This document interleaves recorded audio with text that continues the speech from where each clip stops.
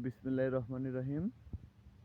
প্রিয় বন্ধুরা, আজকে আপনাদের নিয়ে আসলাম আবারও সেই আমরা যে ধানের বীজ রোপণ করছি, ওই বীজ রোপণ ওটা আজকে হলো এই যে পলিথিন দিয়ে ঢেকে দিব। প্রচুর ঠান্ডা পড়ছে, এই দেখুন সবাই বীজ রোপণ করছে। এখানে সবাই ঘিরছে যার মতো সে। আমাদেরগুলো প্রচুর ঠান্ডা পড়ছে, ঠান্ডা পড়লে পাতা ভালো হয় না, এর জন্য আমরা যাচ্ছি। ওই যে পলিথিন নিয়ে যাচ্ছে, পলিথিন দিয়ে ঢেকে দিব। পলিথিন দিয়ে ঢেকে দিলে কি আর এই ঠান্ডাটা পাতার গায়ে লাগে না, না লাগলে পাতা ভালো হবে। ওই যে দেখুন সবাই ঢেকেছে, শুধু আমরা ঢেকিনি। এর জন্য আমরাও আজকে চলে আসলাম আমাদের ধানের পাতাটা ঢেকবো বলে। এই যে দেখুন সবাই পাতা ফেলছে, এই দেখেন ঢেকে দিয়েছে কি সুন্দর করে। এই ঢেকে দিলে কি আর এই যত কুয়াশা ঠান্ডা এগুলো পাতার গায়ে লাগে না, পাতা গরম থাকে। গরম থাকলে পাতা ভালো হয়। এবং এখানে সবাই লাগাইছে, আমরাও যাচ্ছি আমাদের সেই আমাদের তো ওইখানে।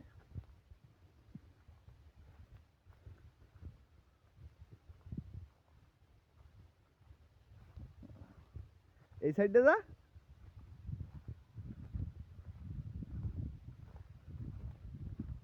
পলিথিন দিয়ে ঢেকে দিব। এই পাতা যদি এখন না হয় তাহলে পরবর্তীতে যখন ধান রোপণ করবো এটা করা কঠিন হয়ে যাবে। চাষিদের মূল উৎস আগে পাতা, বীজ যদি ভালো না হয় ফসলও ভালো হবে না।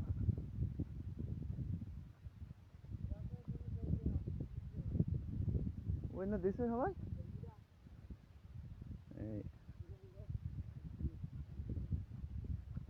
একে দেওয়ার দরকার কি, আমারটা আমার দিলে হইল। এই আমাদের সেই ধানের পাতা গাছ, এইগুলা মূলত এইগুলাই আমরা ঢেকবো বলে আজকে আসলাম মাঠে। আমি আইছি এই ছোট ভাই তোয়া, দুইজন মিলে চলে আসলাম। এখন আপনারা তাহলে থাকেন, আমরা পাতাটা ঢাকা হয়ে গেলে আপনাদের দেখাচ্ছি কেমন করে ঢেকছে। এই যে দেখেন পলিথিন দেওয়ার পরে কেমন হয়েছে, ফুল পাতাটা পলিথিন দিয়ে ঢেকে দিচ্ছে।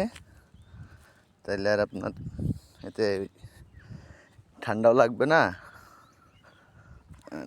পাতাটাও ভালো হবে। দেখুন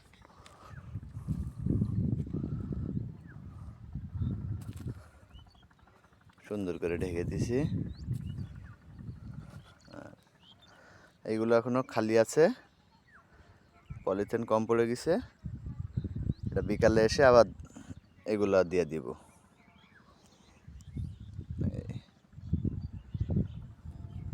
এই পাতা হইলে তারপরে ধান লাগানো যাবে, তা না হইলে নাই। এর জন্য সবাই সবাই দেখুন আগে লাগাইছে পাতা, সবাই পাতা লাগাইছে এখানে সব জায়গায়। ধন্যবাদ, তাহলে আপনারা থাকুন।